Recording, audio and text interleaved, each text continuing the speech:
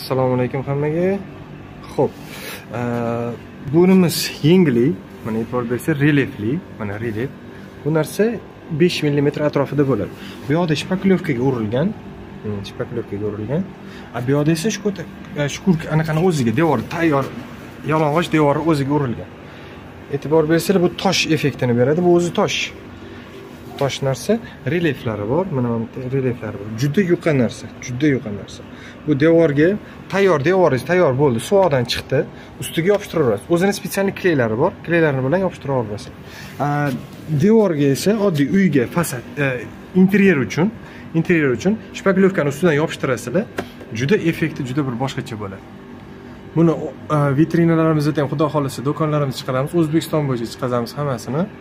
Bir ko'rasizlar, yoqadigan bo'lsa, любой format, любой razmerlarda qilib beramiz.